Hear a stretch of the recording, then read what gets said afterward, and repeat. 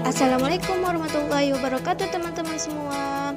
Di sini saya Anissa Amalia dengan NIM 1801047 akan membahas tentang salah satu sediaan semi solid, yaitu gel, dengan dosen pengampu Bu Nesa Agustia M Farm APT. Nah, untuk mempersingkat waktu, langsung saja kita mulai pembahasannya. Cekidot. Nah, di sini teman-teman pasti penasaran kan apa itu gel? Gel menurut Farmakope Indonesia edisi 4 juga sering disebut sebagai jelly, yang merupakan sistem semi padat terdiri dari suspensi yang dibuat dari partikel anorganik yang kecil atau molekul organik yang besar terpenetrasi oleh suatu cairan. Sedangkan menurut Formularium Nasional, gel adalah sediaan bermassa lembek berupa suspensi yang dibuat dari zarah kecil senyawa anorganik atau makromolekul senyawa organik, masing-masing terbungkus dan saling terserap oleh cairan. Dari dua sumber buku yang telah menjelaskan tentang apa itu gel, dapat kita simpulkan bahwa gel adalah bentuk sediaan semi padat dan mengandung banyak air yang berbentuk transparan atau berbentuk suspensi partikel yang terdispersi. Nah, setelah kita tahu tentang pengertian dari gel, teman-teman pasti juga penasaran apa saja sih sifat dari gel. Jadi, sifat dari gel itu dibagi menjadi 6. Yang pertama, zat pembentuk gel yang ideal untuk sediaan farmasi dan kosmetik ialah inert, aman, dan tidak bereaksi dengan komponen lain. Yang kedua, pemilihan bahan pembentuk gel harus dapat memberikan bentuk padatan yang baik selama penyimpanan. Yang ketiga, karakteristik gel harus disesuaikan dengan tujuan penggunaan sediaan yang diharapkan. Yang keempat, penggunaan bahan pembentuk gel yang konsentrasinya sangat tinggi atau berat molekul besar. Yang kelima, gel dapat terbentuk melalui penurunan temperatur, tapi dapat juga pembentukan gel terjadi setelah pemanasan hingga suhu tertentu. Yang keenam, fenomena pembentukan gel atau pemisahan fase yang disebabkan oleh pemanasan disebut termogelation. Setelah kita membahas tentang pengertian dari gel dan sifat-sifat dari gel, untuk lebih mengenal tentang gel itu sendiri, kita harus tahu tentang karakteristik dari gel. Yang pertama itu ada swelling, di mana gel yang memiliki daya mengembang. Yang kedua, syneresis, keluarnya sejumlah besar cairan dari gel karena ada kontraksi. Yang ketiga, efek suhu. Gel terbentuk melalui penurunan temperatur. Yang keempat, efek elektrolit. Konsentrasi elektrolit yang sangat tinggi dapat mempengaruhi gel hidrofilik. Yang kelima, elastisitas dan rigiditas, di mana sifat ini merupakan karakteristik dari gel gelatin, agar, dan nitroselulosa. Yang keenam, rheologi, larutan pembentuk gel atau gelling agent, dan dispersi padatan yang terflokulasi memberikan sifat aliran pseudoplastis yang khas. Terus, jenis gel itu apa aja sih? Jadi, jenis gel itu dibagi menjadi beberapa macam. Yang pertama, berdasarkan sifat pelarut dibagi lagi menjadi 3. Yang pertama itu hidrogel atau pelarut air, contohnya gelatin. Yang kedua, organogel atau pelarut organik, contohnya plastibase atau suatu polietilen. Yang ketiga, serogel, contohnya gelatin kering. Kemudian, berdasarkan bentuk struktur gel itu dibagi menjadi 4. Yang pertama, kumparan acak. Yang kedua, helix. Yang ketiga, batang. Dan yang keempat, bangunan kartung. Dan jenis gel yang terakhir, berdasarkan jenis fase terdispersi, dibagi menjadi 2. Yang pertama, ada gel fase tunggal, yaitu dapat dibuat dari makromolekul sintetik, misalnya karbomer, atau dari gom alam, misalnya tragakan. Yang kedua, gel sistem 2 fasa, terbentuk jika massa gel terdiri dari jaringan partikel kecil yang terpisah. Lanjut ke faktor-faktor yang mempengaruhi pembentukan zat. Yang pertama, pengaruh konsentrasi. Konsentrasi hidrokoloid itu sangat berpengaruh terhadap kekentalan larutannya.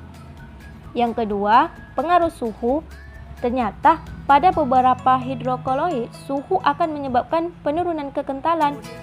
Yang ketiga, pengaruh pH, di mana hidrokoloid pada umumnya akan membentuk gel dengan baik pada kisaran pH tertentu. Yang keempat, pengaruh ion, di mana beberapa jenis hidrokoloid membutuhkan ion-ion logam tertentu untuk membentuk gelnya. Dan yang kelima, pengaruh komponen aktif lainnya. Sifat fungsional beberapa jenis hidrokoloid dapat dipengaruhi oleh adanya hidrokoloid lainnya. Nah, setelah kita mengetahui tentang gel, sebenarnya apa sih kegunaan dari gel? Gel memiliki beberapa kegunaan. Yang pertama, sebagai kosmetik. Yang kedua, untuk pengobatan.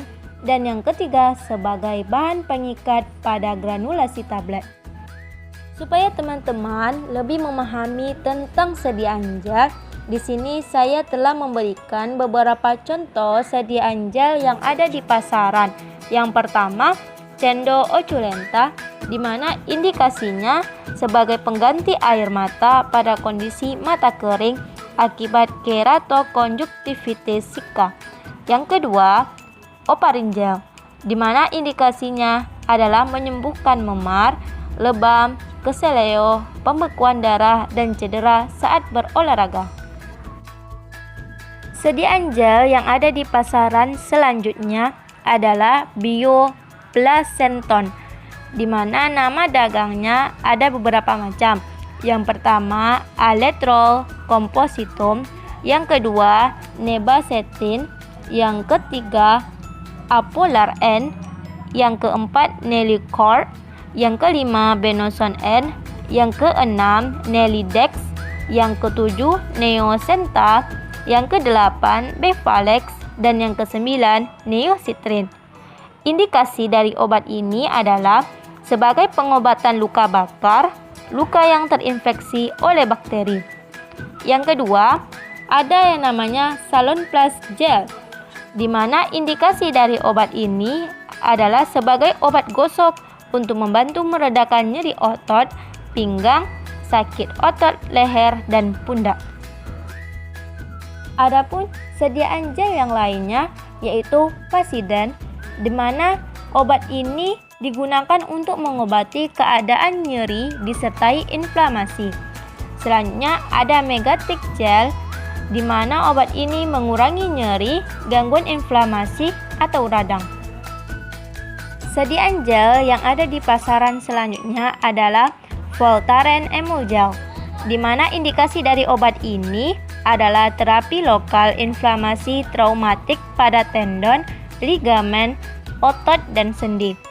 Selanjutnya ada Atoderm Gel Douche, di mana indikasi dari obat ini membersihkan, melindungi, dan melembutkan kulit sensitif pada wajah. Selanjutnya ada Daktarin Oral Gel. Indikasi dari obat ini adalah untuk mengobati dan mencegah kandidosis pada mulut. Sediaan gel selanjutnya adalah Pyrovel Gel 0,5%. Indikasi dari obat ini adalah untuk mengatasi nyeri pada osteoartritis maupun nyeri otot karena keseleo. Kemudian ada Aloclair Gel 8 ml, di mana indikasi dari obat ini membantu meredakan rasa nyeri yang disebabkan oleh iritasi pada mulut seperti sariawan, luka tergigit, dan lain-lain. Kemudian ada Veldan 0,5% gel untuk meredakan rasa sakit dan pembekakan, terutama yang terjadi pada persendian akibat penyakit artritis dan osteoartritis. Sediaan gel lainnya ada Caltrofen Gel 2,5%.